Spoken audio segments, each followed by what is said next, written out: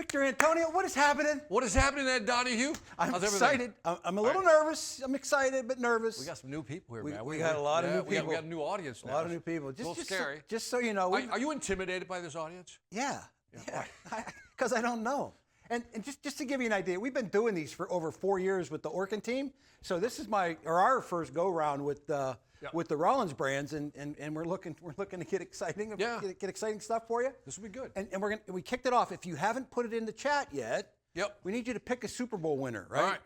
In the chat, post the winner of the Super Bowl and the total points. You got the total points that are scored between both teams. Yep. And we're going to give away some Amazon gift cards. All right. $300, $200, and $100. Wait a minute, 300? Yeah. You've never gone as high as $300. I know.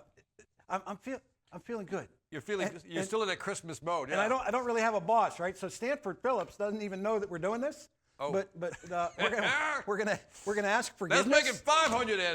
No. I went too far. I kind of know my ceiling. I went too far. So we are going to give away some money, but yes, this is more than we've ever given away on the old broadcast. That's cool. Okay. But, so we getting some people Rams playing? by 7. Let me see. No, not by Seahawks. 7. Not by 7. Total points. Total points. It's going to be the tiebreaker. Yeah, so you got to get total points. A couple of people are putting in the spread there. No.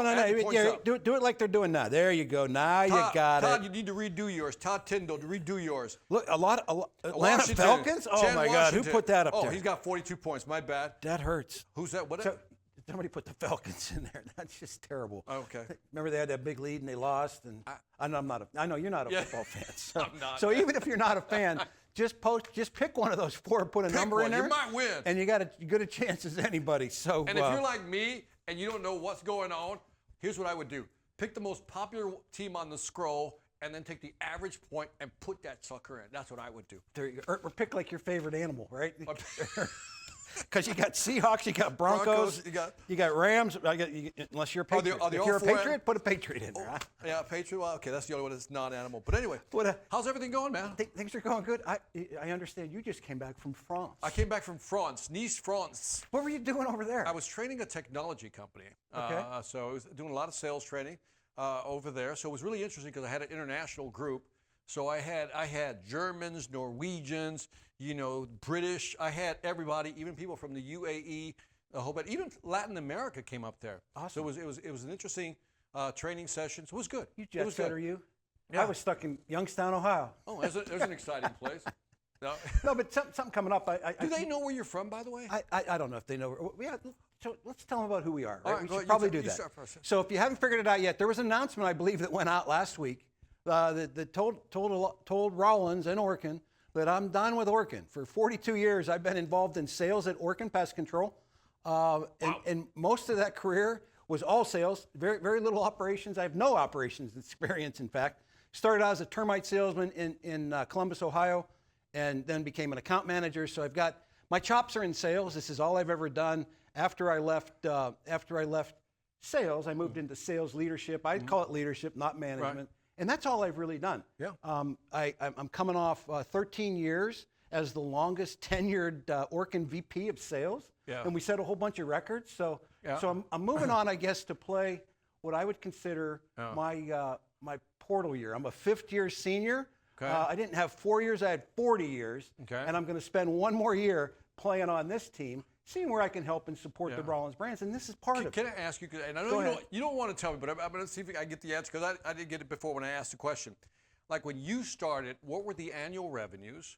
And then as of 25, what were the annual revenues? I don't know what the annual revenues were. Back then, yes. You'll figure it out. He asked me questions that I have no idea how to answer. I think he does it on purpose. What I can tell you is when I started peddling termite work in Columbus, Ohio, my average job price was less than it was right around $500. Okay. So the game's changed dramatically. Your average price tickets are out there, $3,000, $4,000, $5,000, $10,000, that kind of stuff. But I was pretty good at it. I sold a bunch of units. I led the company in sales 1 year, all that kind of fun stuff. You were better than pretty good at it. Yeah, you're better than pretty good at it. You're better. But this is my favorite group, the home sales inspectors, the folks that are going out into houses. This is if they ran me out of this job and I had to do something to make a living, this is what I would do. This is my true passion. Right. Is getting into houses and trying to help people solve problems, and that's really what it comes down to. Right. So that's enough about me. Okay. are you? Okay, yeah. Who am I? Should I sing like the Who are? No, I won't do that. Oh, you were going to sing? I'm No, going to let you sing, man. Who are you?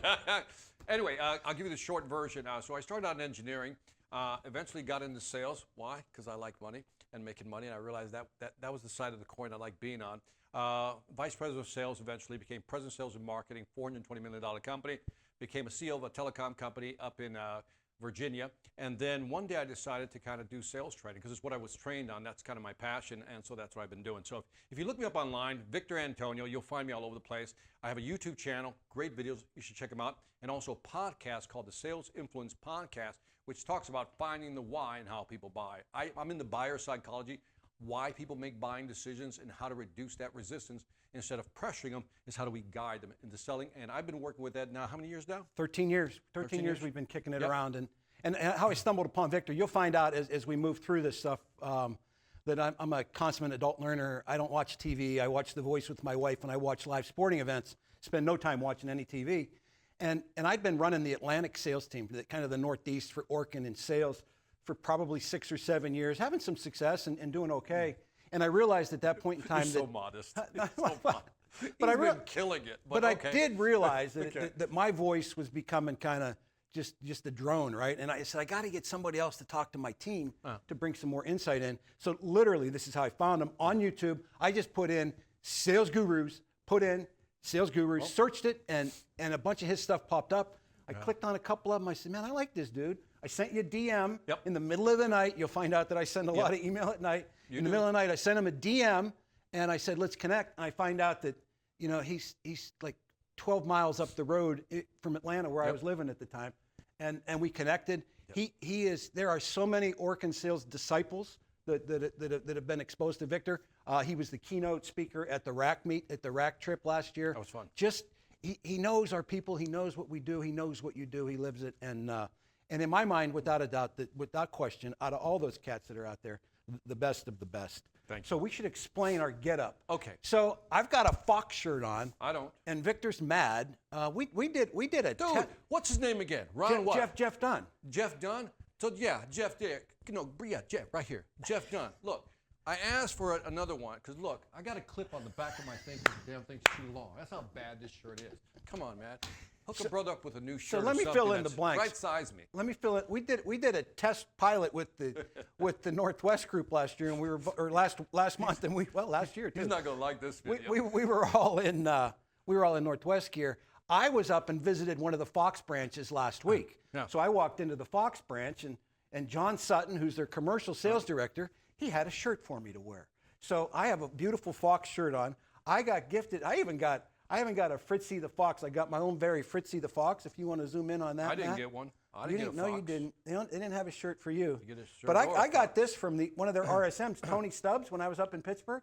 So I got a nice, beautiful blue shirt. Looks great on camera. I got my Fox. And I sat in on the meeting up there at Fox. They had their branch meeting that day when I was in there. It was awesome. So shout out to Scott McHugh and the branch manager and Tony Grimm, the lead tech. They delivered a killer meeting. So I'm sitting around. And I realized right away, because 40 years at Orkin, I thought if I put this shirt on, I'd get hives, and I may break out in hives. I don't know. We'll see what happens. But at the end of the day, people are people. Right. Bug folks are bug folks. And Right. I felt so welcome there. So I wanted to shout them out. And Very thank nice. them. Very nice. But By the we're way, gonna- if anybody out there wants to send me a shirt large, I would appreciate it. I'll wear it. I'll put your logo right here on the next broadcast. I'll even give you a shout out if you get a shirt to me. So Victor wants size large. Large, I'm please. kind of chasing 2X. We both really love quarter zips. Corey's So if on it. My man Corey. I like you already. Yeah, there you go. And a bunch of these big cheeses are coming to Atlanta this week. Yeah. And we're on this broadcast soon enough that you could bring us some stuff. Because we have a commercial broadcast on Friday, and maybe we could sport your gear if you get it to us when you come down here to Atlanta. Yeah. What else? That's about it? Yeah. By the way, we should explain the format of the show. Yeah, let's talk about that. So obviously we're going to, what we want to do, we'll open up every one of these broadcasts. We're going to do these monthly. And we do two time slots to accommodate the West Coast. We do one live at 8:30 a.m. Eastern, and we do this one that is at 11 Eastern. Yep. And that kind of accommodates and covers the country. That's how we did them over at Orkin. And what will happen after this broadcast, it will end up on my YouTube channel. We'll download it and record it. We picked the best of the two, and we put it out there so you have that. But the cadence is going to be once a month. The date already is in stone for the residential broadcast. We're going to do that. I don't know how we picked this date, but we're going to be Friday the 13th. So mark your calendars, and there'll be some dates there. But coming to you February 13th, Friday, same kind of format. But really, what happens is we start out with the chat to kind of get it moving. We're going to share some numbers. I'm going to share some company-wide numbers with you in a minute, the Rollins brand numbers, and then we will recognize individual performers. And what we're able to do this time, it was like herding cats to get all these numbers together. Like I don't even know like all the players yet, right? Yep. I've been in this gig for like a couple of weeks. Tracking down these numbers was not really easy. But what I think we came up with is if you have more than 50 or 60 residential salespeople going into houses, we recognize your top 10. And if you had less than that, we recognize the top 5. So we'll share those with them. Good numbers. And then after that, after the individual performers, we'll yuck it up a little bit. And that we will do, in all the broadcasts, we'll spend 15 to 20 minutes of content that we think makes sense. And that we kick around and share that with you. And then after that, we'll do a little housekeeping and allow you to go on your way and get back after business. So, So basically, performance, content, housekeeping. Yeah. Keep it simple. Yeah, really simple. And so on that, should we get going? Yeah, I just want to. Anybody in the chat? Keep posting your scores. By the way, in we there. actually look at the chat. So if you put something here, by the way, I don't know who this home team is. Look at that. They got the banners in the background. Home team's like, we're consistent, baby. They're showing out. Yeah, man. we're like, we got banners. Nobody else got these banners. They're showing out. Who else is out there? They're not even smiling. Jason, Victoria's not even smiling. Smile, Victoria. Come on. Yeah. Hey, All right, Jason McKay. I'm loving the glasses and the bald head. Eric Davis is giving us like that side angle view. He's like getting that side profile view. Wade Roberts. I don't know what's going on, man, but there's a lot of blurring going on back. Thank you very much. Cool people. Let me see who else is out there. Ian looks pretty cool. Ian Brennan's like, Brennan's like, let's do this. We got a lot of people on this broadcast. How many folks do we have on this broadcast? I don't know. There's some serious. Kelly Pinedo. Did I get that right? Or Pinedo? One of the two. Anyway, Sweet. I see you. Yep. All right, let's get going. Let's do it. Let's jump into some content. Come over here, Matt, if you would, please. Now, here's another crazy thing that happened, right? Like, some of these companies are new to Rollins. Like as soon as last year. You sounded like Rodney Dangerfield. Well, let me tell you what's new. Go ahead. So what was very difficult to do was to come up with sales budgets and sales numbers and performance to last year. So I wasn't able to really get that because some of them didn't have sales plans. Some of them didn't have history. Right. So what I have for you, though, is some really good numbers. It's revenue numbers for the Rollins U.S. brands. For the Rollins U.S. brands, we have revenue numbers that I'll share with you. Now, I can't get too deep into the details because we haven't even announced our earnings. That comes up at next month when they announce the company performance for the year. So I don't want to go into jail. I want to stay out of jail. So I'm not going to share too deep with the numbers because that wouldn't be fair because that would be a problem for everybody. And I might lose this gig pretty quick if I did that, right? Just to give you a ballpark idea, the Rollins U.S. brands, Victor, right? $863 million in residential pest control revenue. 800 how much? 863 million. Nice. Now that's a pretty big number. I'm rounding up. That's $1 billion. But does it matter, right? Yeah.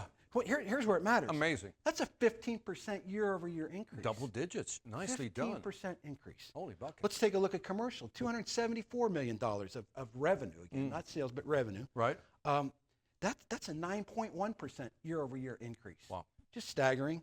And then one where you're really killing it is the termite-related sales. There's different categories with the different brands, but at the end of the day, $274 million hit the line, and that's a 20% increase, Victor. Wow. And so wait a minute, that was profit? No, not profit. Yeah, profit I can't share, but it's going to end up okay. I'm trying to get you in jail. Yeah. You're trying to put. He wants to lose his job pretty quick. My bad. But no, just outstanding numbers. And we talk all the time, when we've done these Orkin broadcasts, that Victor's in front of a whole bunch of companies. Yeah. These kind of double-digit growth numbers. You don't see them. You don't see them, do you? We've seen like even the Rollins numbers in general. I just don't see these numbers. A lot of companies are struggling.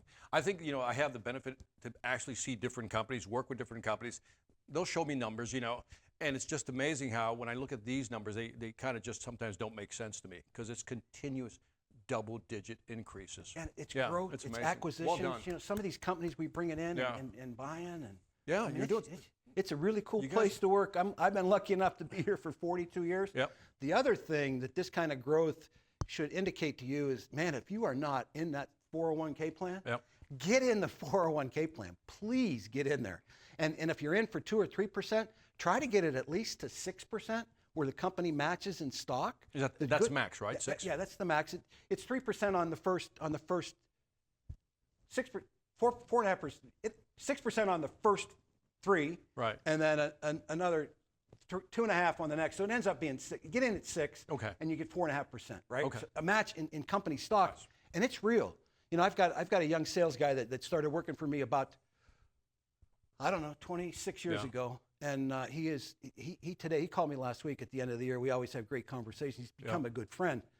Victor, the kid's, he's 51 years old. He's got $1 million in his 401k at Rollins because he's pounding it. You know, he did a heck of a lot better than I did. Benjamin Coulter says no brainer. Yeah, no brainer, absolutely. Yep. And by the way, the stock. I mean, usually when I talk about the stock, I mentioned it earlier on the first broadcast. The stock goes down, but I checked it just to make sure I didn't like jinx the stock. Yep. It's like over $62 now. I mean, it's just smoking. You can't find an investment. I mean, if you buy one of these IPOs or catch one of these things, but such a steady performer over 25 years, and just That's the nuts. phrase.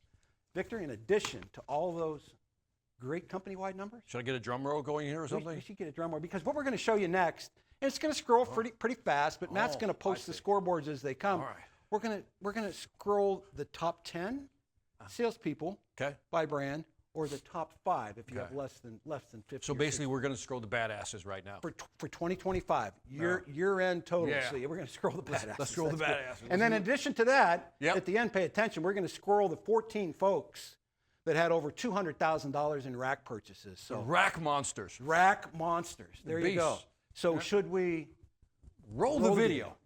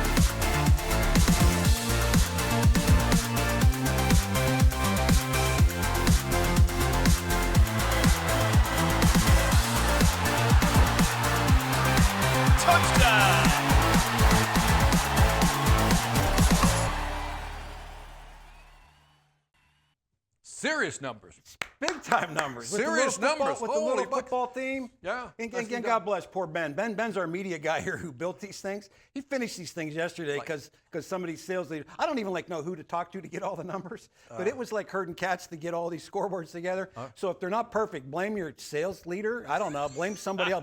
Blame Corey Horlacher if the numbers are wrong. Yeah. It's not me. Blame Corey. Oh, but some of these numbers are incredible. Bonkers, right? Look at Nate Shoemaker, almost $9 million. $1.9 million. So the TruTech Wildlife, they focus on the wildlife business. Do right? they, man? How much? Big exclusives. By the way, how much money do you think he made on that, Nate? So I'm going to take a guess, and I kind of, when I got the list, I said it's pretty safe.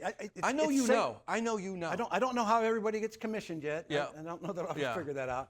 But I can promise you that everybody on these lists, they're six-figure earners, right? Six-figure earners, really, without a doubt. I mean, I think that anybody would say done. that. But I mean, Nate Shoemaker. Look all over that TruTech Critter Control.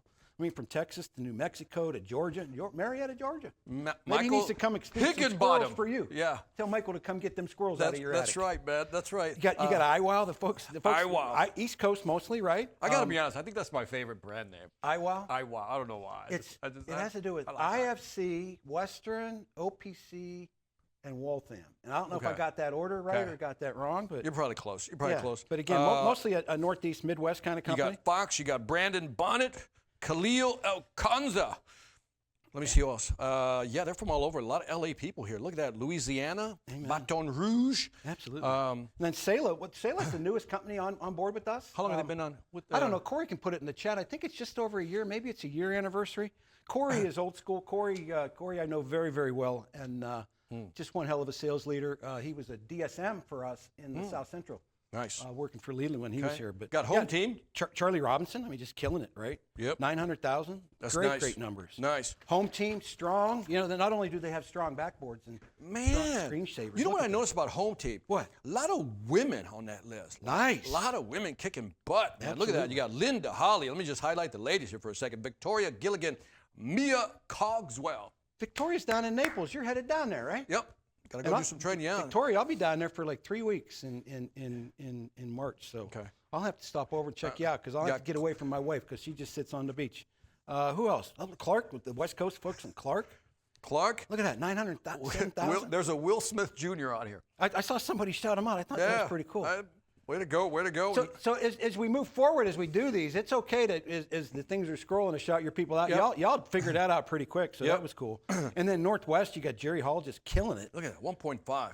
Jason Holmes, I mean, just crazy. Do you know have you met any of these folks? I've met a handful of them. Okay. And let's talk about the rack list because we've both met the folks. Yep. There were 14 folks that had rack purchases of 200,000 or pretty close that we posted on the list. And you know, Leonard Cady, the guy that led the way, he was in Vail. Victor was the keynote speaker for the rack trip in Vail, and so a lot took of me these only folks, 13 years to get there. I thought they needed to know that. Why you got to be so whiny? Why you got to be so whiny? Christopher O'Brien for Clark. I actually did some clay target shooting with him. We did skeet shooting? No, sporting clays. And what's the difference between skeet shooting and sporting clays? It's take too long to explain it to you. It's a little bit more challenging. I don't know that I want to be on a gun range with you anyway.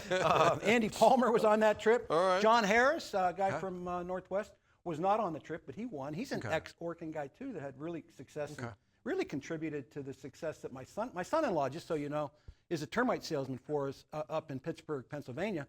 6-time President's Club winner, 7 or 8-time Rack Club winner, and John Harris played a big role in him when he was the RSM in Pennsylvania. Wow. He was the guy that kind of raised Andrew up and helped him along the way. Okay. But David Hopkins was on that trip, Paul Alexis, Jonathan Barnheisel. I mean, just crazy. So moving forward, just so you understand how this is going to work, moving forward, if we're going to do monthly numbers, right? So if you make that top list monthly for your brand, you'll get a $100 Amazon gift card. And you want to double your money, get yourself paid or have rack purchases of $25,000 each month, and you'll get another $100 Amazon gift card. We'll leave the brand leaders alone. That'll be $100 every month. I reserve the right to raise the rack number from $25,000 a month as you all get your feet under you, because we should be doing a heck of a lot more racking than we're doing. I reserve the right to raise that bar a bit. Is that fair? Yeah. If I'm giving away the money, I can do that, right? I think you should. Again, I don't have any. I'm still wondering why it's only $100 on the Amazon card. Don't start. I got like new bosses now, right? And they're again, not going to watch the recording. They're not going to watch the recording. Just make it 200. Make it 200. For all you know, Stanford could be on this broadcast, and my career could be short. That would not be good. We'll behave. All right. So let's move into some content. Let's do it. And let's get to the crux of the matter, as they would Lee say. Taggart says, I love rack. I love Lee. There you go. There you go. Was Lee on that list? Yeah. Let's see. Okay, you got some work to do then. All right, maybe he's a manager. All right. So we're going to move into the content segment. And we will pick a topic every time we go through there. I'm going to kind of do 2 birds with 1 stone here, Victor. I want to introduce them to the Sales Velocity Academy, which is Victor's online learning system that you all will have access to, hopefully very soon. Yep. All the Orkin folks had access to it when we launched this 4 years ago. But the cool thing about this is it's kind of, it can be their own pace. I'll let you talk about it, but I will share because he's too humble as well. The Grant Cardones of the world, the Jeb Blunts of the world, all have Victor's content baked inside their channels. Victor gets a check from both of those dudes and a lot of these other sales gurus for people accessing his content. So Just give them a quick look at it, and then we're going to get specific about it. Okay. So in the Sales Velocity Academy, which you'll get access to, I've broken everything down to 7 dimensions of selling, right? From prospecting to presentation, product IQ, so forth and so on. So you'll be able to access all that content. And again, the videos are very short, to the point, to answer specific questions. So again, I think I have over 600 videos in there, and there's about maybe 70, 80 different courses. So it's almost like a la carte, like a buffet. Go in there, whatever you need to learn or work on, you can hit one of those videos. And again, it's great content, very quick, easy to consume. And I would also recommend the Sales Influence podcast. Just look for it online or on Spotify. Those two things together should get you to where you want to go with your numbers. Absolutely. No, and just a great resource. I encourage you to subscribe to his YouTube channel and subscribe to his podcast, because when he posts something new, it hits your inbox. And I would ask you to do the same thing with my YouTube channel. Get in there, subscribe to it. I don't monetize mine. He monetizes his. He gets paid to do this. I don't monetize mine, but every time that I post something, you'll get notified that, hey, Ed posted something or Victor posted something. And that's how I do all my hunting. I've got all these dudes. I got Cardone, I got Jeb Blunt, all these guys I've subscribed. So when their stuff hits, that's how I get my learning content. Okay, I'm not going to watch that. I'm not going to watch that. So I encourage you to do that. It's just crazy, easy access to additional training. Diving in, taking a one little snippet of the Velocity Academy is this piece that it's called Client Says, and talk about Client Says a little bit, and then we'll talk about the one we want to focus on. Okay, so Client Says is one of the courses that's in there. It's probably one of the most powerful courses, probably one of the most useful I can use tomorrow type of courses. And basically it says Client Says and every objection you could possibly get. And so before I describe what we're going to talk about today, let me ask you a question. What's the one biggest objection you always get? Put it in the chat. I wanted to put that in the chat. Put it in the chat. What do you think is the number one objection in sales today? Put in the chat. Or even stall. What slows your game down? What's the number one stall you get? Price. Already have a pest control company working. Talk to my wife. Need to talk with my wife's spouse. Need to talk with my wife. I'm not the decision maker. Need to wait until, okay. No issues. Okay. Just Cogswell. Let me see. I'll do it myself. Cool. Spouse. I'll do it myself. Oh, that's an interesting one. Price, do it money. Yourself. Okay. Money, everything else is a smokescreen. Yep. Okay. DIY, again, do it yourself. Amen. Not interested. Sweet. These are good. These are good chatters, man. These are, they're speedy. You guys are cranking. It's like texting with my daughters and my son, man. I can't even keep up with them. Okay, that's got a lot. So let's talk about one that I think I'm liking this group better than the Rollins other group. It's called Orkin, and be nice. Orkin, okay. Don't get me in trouble. I like this group better. Stop Go ahead. that. Go ahead. So let me share with you. I have probably spent, well, I'd be willing to bet that I have spent more time in a car with a pest control salesman than anybody walking the planet. Part of my gig, and Corey knows this, was I got in the car all the time. And I've ridden with I've had thousands, and that's no exaggeration, of ride-alongs.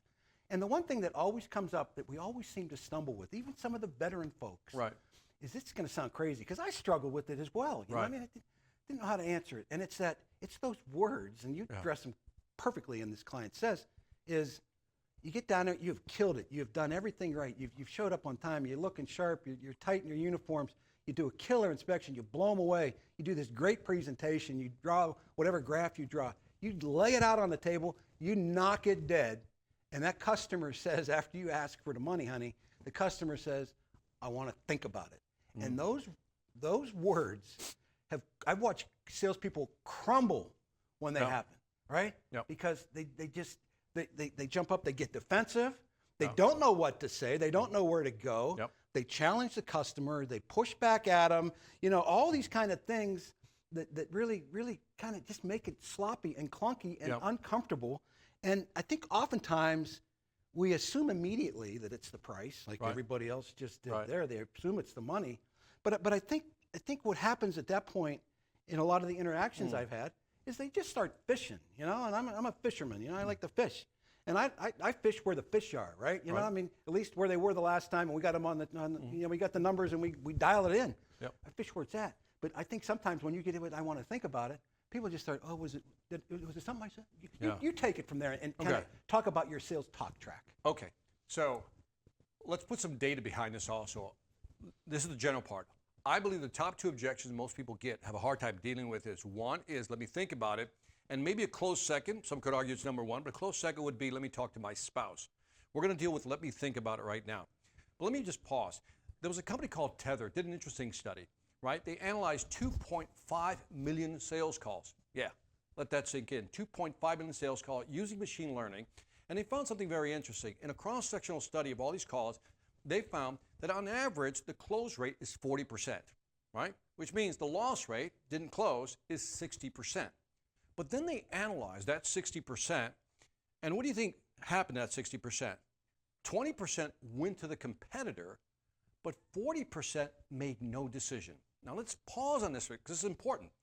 20% went to the competitor, 40% went nowhere, which means implicitly that your real competition is not the competition because they're only getting 20% of it. Your real competition is that no decision. Now think about that. That no decision is your biggest competitor. People saying, let me think about it. And that's where I want to focus in on. Do you want to add anything to that? No, I think that, no, just let's keep rolling with that because that's right. tying in good. So now we got that 40%. And by the way, for those of you who said price, when they looked at that 40%, about 10% of it was price, right? There's some people who just simply can't afford it. But again, you have rec as an option. But the big reason was that people didn't have the confidence to move forward. Something you said, something you didn't say, something you showed, something you didn't show, didn't give them the confidence to move forward. So here is a talk track that I came up with years ago, and it's effective. When I do courses, when I train salespeople, no matter what type of companies I go to, here's what happens. I'll say, let me think about it, and people tend to choke on this one, right? They're like, well, what do you need to think about it? Well, how long do you need to think about it? Or should I call back tomorrow? And again, all these answers just lengthen the sales cycle or don't move this conversation forward. What I want to give you is a talk track that you can use that will move the conversation forward by understanding how the brain works. When someone says, let me think about it, their head could be swirling like a little snow globe with a lot of different reasons of why they don't want to buy, right? Or indecision. Our job is to not try to ask them, what do you need to think about? Because it's just not going to create that conversation you want. What you want to do is simply take them to a mental decision process, like a decision tree. And let's go to the slide. I want to show you what I mean. So someone says, let me think about it. You're going to say something like this. I'm talking to Ed right now. Ed, when someone tells me they have to think about it, it's usually because they're not interested or they're interested but not sure which one is it. Now, Ed, when I do that, I'm now just giving you two options. Yeah. Not like the snow globe, many reasons, like it's either you're not interested or you're interested but not sure. You would say what, Ed? So I would say I'm interested, I'm just not sure. Because if I came back and I can't say to you, well, no, I just want to think about it. You didn't ask me what I want to think about. I think sometimes when we challenge that statement from the customer, I want to think about it, well, what do you want to think about? Or we lose it. What we want to do here and what you do here is you pin it down. Interested or not? Simple question. Yes, you in or out? Yeah, A or B. And the brain can make a decision between A or B. Very simple. And so let's go with you, I'm not interested. That means I either didn't pre-qualify you, right? Yep. But I have a hard time believing that because you called me, type of thing. So they're pretty much qualified. So when someone says, I'm interested, just not sure, they said, okay, I'm interested, which is like a green light. So let's go back to the script again. So once they say that, all of a sudden, Ed's going to say, no, Victor, I'm interested. I just want to think about it. Let's slow it down and let's say what if they say they're not interested. Right. I mean, let's coach them through that. And I love the analogy. Like, and since I'm way better at picking places to eat with my bride of 42 years than I've ever been. Right. Because I used to say, what do you want to have? What do you want to do for dinner? And it was just like, now I ask her, because Victor taught me, hey, I'm thinking about Chinese or Mexican. What do you think? Yeah. And I force her to make a decision, right? Yep. She has to pick one or suggest another one, and it gets me off the hook of that grind. What do you want to do for dinner? The thing is, it's like when someone says, what are you in the mood for? Yeah. And then again, it's all swirling. A lot of stuff is swirling. But if I say to you, Ed, I'm interested in Mexican or Chinese, makes it which easy. one? And if I don't like either one of them, why don't we do steak? Yeah. And now we got a decision. We can go somewhere. Yeah. And then, or as you pointed out, they'll give you the third option. Yeah. Here's what I want to do. Yeah. And so it's the same thing. But let's talk about when someone says, I'm not interested. I always say stop selling. Just simply stop selling. And that's where I'm going to go into education mode. In other words, I want to get educated. If the customer says, no, I'm just not interested, which is, again, rare, but it happens, I would say, let me just stop selling. I literally say, Ed, I'm going to stop selling right now because I really want to understand either how I didn't meet your needs or why you're simply not interested. And again, I'm not going to sell you. I just want to understand. And Yes, again, Ed. think about the dynamic of that. Sometimes we get going so fast that we lose track of the words. Yeah. Stay focused on that. Right. Stay focused on that, because you then can flesh out what's going on, right? Right. Not interested. I'm going to quit selling now, right? So what happens to the customer? Pressure's off. Right. You quit selling, now they might tell you the truth. Correct. That has nothing to do with what I wanted done. Yeah. And the good thing about this is that knowledge you get from that information is like, we've talked about this because we've shared these ideas that there should be something called sales autopsies. Yeah. Let's go look at deals that we didn't get and figure out why we lost them. And then get educated on why we lost those deals, and then push them into deals that we did win and get better at it. And then I think the other thing about finding out that they're not interested is it clears the deck. There are still proposals that I have out there from 30 years ago in Youngstown, Ohio, that I think they're still going to come back and buy. And I think my boss still thinks they're going to come back. Instead of, you can clear the house, you can move the deck, and you can move on. They're not interested. They're not buying. Next. Yeah. Maybe you pen them out for a year, whatever. Whatever. You just move on. And I think that's a powerful way. But now let's go back to they're interested but not sure. So now we've got them. It's almost like getting to a fork in the road. It's the best way of looking at it. You say, do you need to go left or right? But you got to choose. You just can't stay here. Yep. Okay, we're going to go this way. I'm interested. I'm just not sure. Then you're going to say something like this. Back to the slide. You're going to say, I'm glad you're interested. I acknowledge that you're interested. Kind of reaffirming that. It's been my experience, Ed, that you need, when someone tells me they're interested but not sure, it's usually one of three things. And you pause. And that pause right there causes the person's brain to do what? Lean in. What are these three things? Yeah. I would bet that a lot of you out there, if you're paying attention, when Victor says it's usually one of three things, you want to know right now.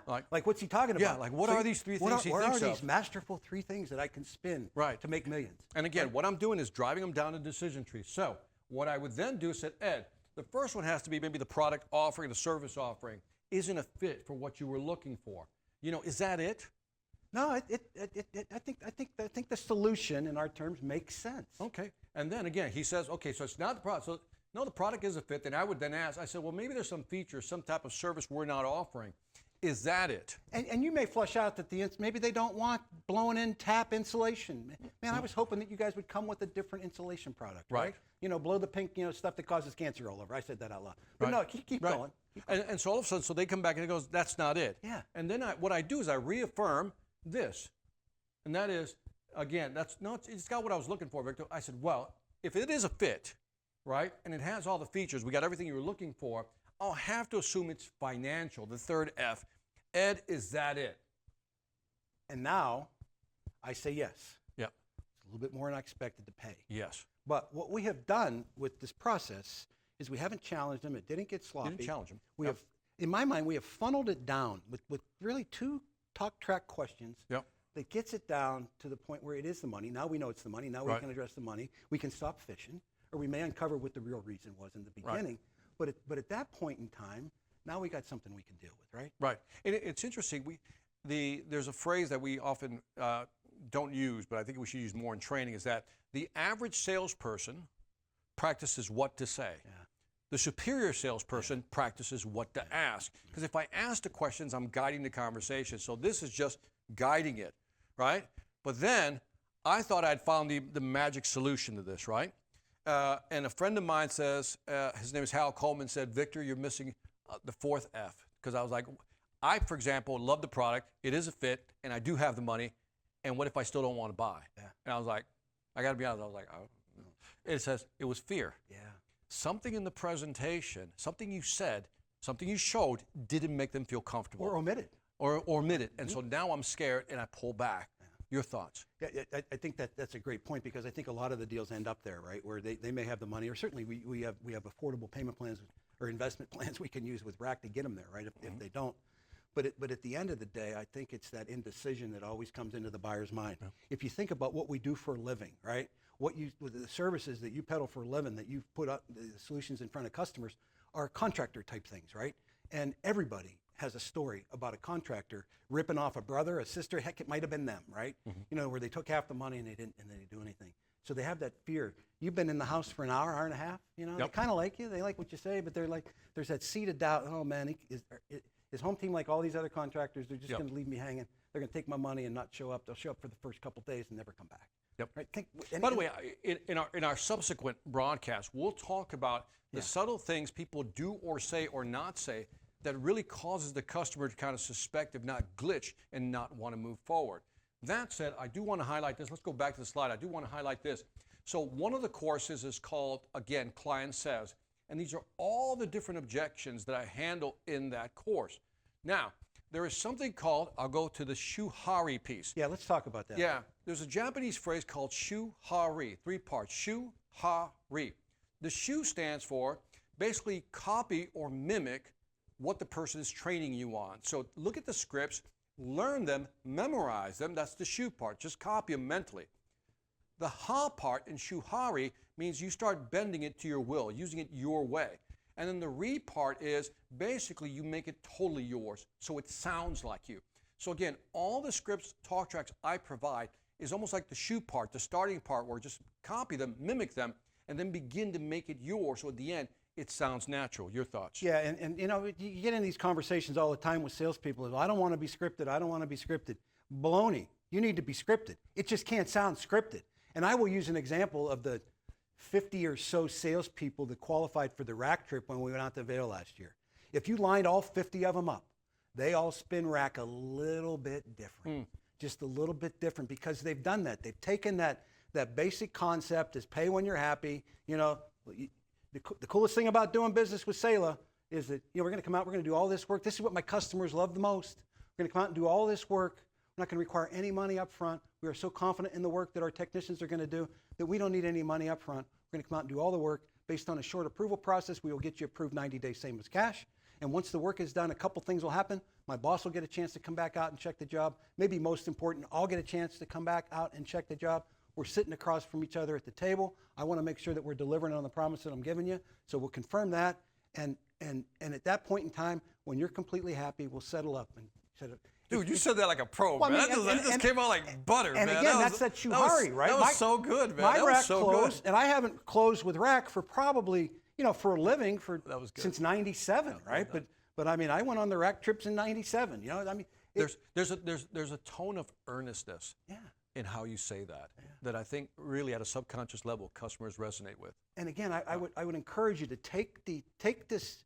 I want to think about it track, and it's uncomfortable at first, right? You think, I can't say that. Yeah, you can't say it today, but if you grind on it and you practice it and you get in and you take it and make it yours, right? Yep. And it spins that way so that when the customer says to you, I want to think about it, you are locked and loaded. You aren't stumbling. You aren't thinking about, oh God, you're not bumbling through it. You were like, I was waiting for you to say that. I'm going to find out right now. Right, because I'm going to find out right now. We've all had that conversation when the person says, let me think about it, and then just, you can feel, it's almost like turbulence. It was going well, and then you feel this like shakiness in the conversation. And as soon as you feel that shakiness, that awkwardness, believe it or not, again, at a subconscious level, you're transmitting that to the customer. It's almost like a negative reinforcement loop, and then it just becomes an awkward conversation, like, oh, well, what do you need to think about? And as soon as they hear that stumbling and bumbling, it's like the alarms goes off, and they're like, you know what, I really do want to think about it. Amen. I'll give you an example, a personal example. I was helping one of my daughters buy a car, and we got down, went back into the finance guy, and here he comes the deal, and it was a used car, right? And she's paying cash, she's a good saver. She didn't do like her dad. She did as her dad said. Right. She's a good saver. She's going to pay cash for the car, but it was a used car, so we wanted the warranty. Right. So I asked the dude, he spins up this warranty. He says, well, there's 3 options here. And I said to this dude, I said, what's the difference between this one and this one? Right. And he had no flipping idea. Okay. And I just went off on him. I said, dude, how could you be doing this for a living and not know that? And my daughter was like, number one, she takes me with her because she's a school teacher and she wanted no part of this car deal. She bow her head, go like, oh God. She said, as we're leaving there, she gets, Mom, Dad did it again. He embarrassed the sales guy, but he wasn't prepared. He didn't know what to say and I would have thought that would have been like locked and loaded. Yeah. Well, what's the difference? He couldn't tell me. Yeah. So guess what we did? We didn't buy the car from that guy. Really? We went a door further. Okay. We went to the next dealership. Interesting. So just think about that kind of stuff. And again, getting this stuff locked and loaded, and let me just focus on rack just for a second, because I think rack is a great opportunity for a bunch of you out there. If your personal market share, I'm talking to the salespeople now, just me and you, to the salespeople out there, if your personal market share on business that's over $501 is not 70%, or you're racking this business, I will guarantee you, you are cheating yourself out of commissions.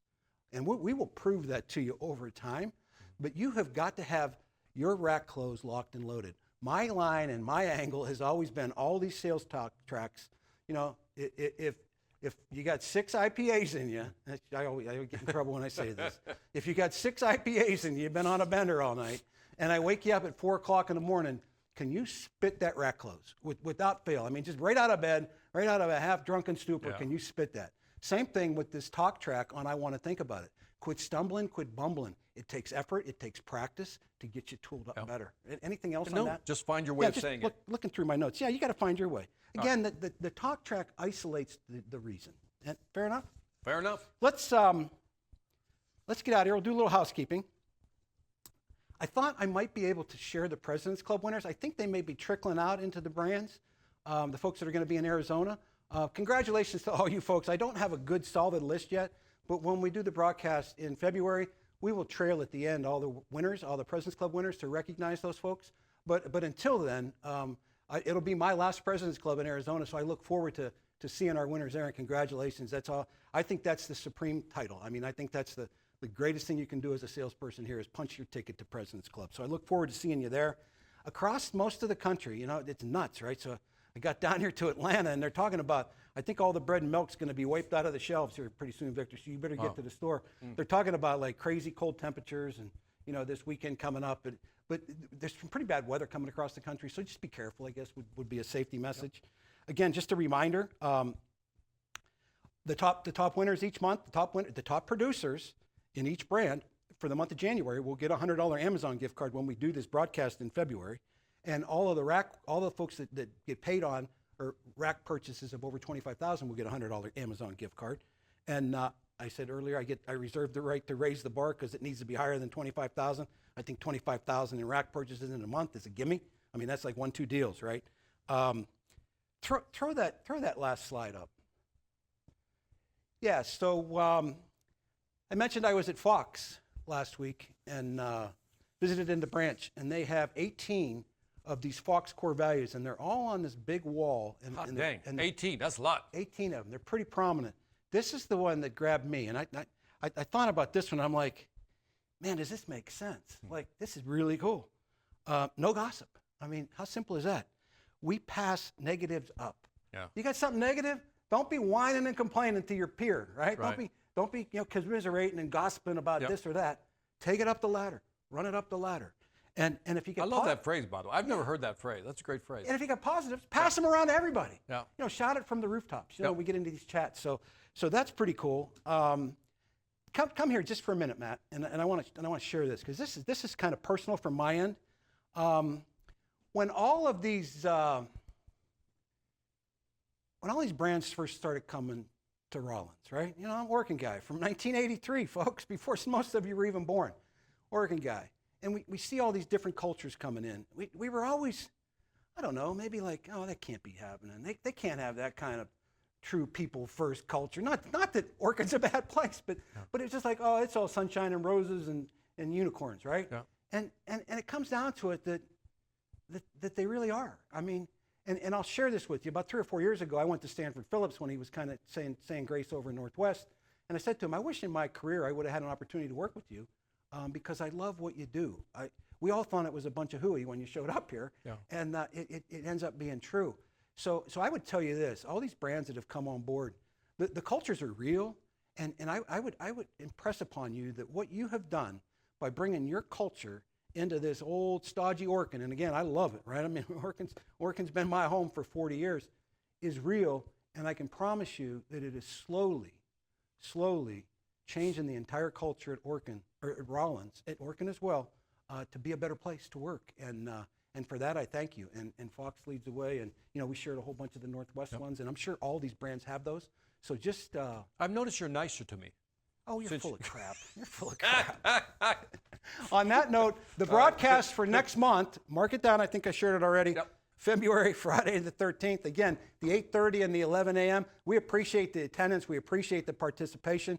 Go out and share some takeaways on your group me's or your sales chats, or even if you're in a room, share it around. Because what happens sometimes, if you guys have some kind of text chain that you communicate in, or some kind of Teams chat that you have together.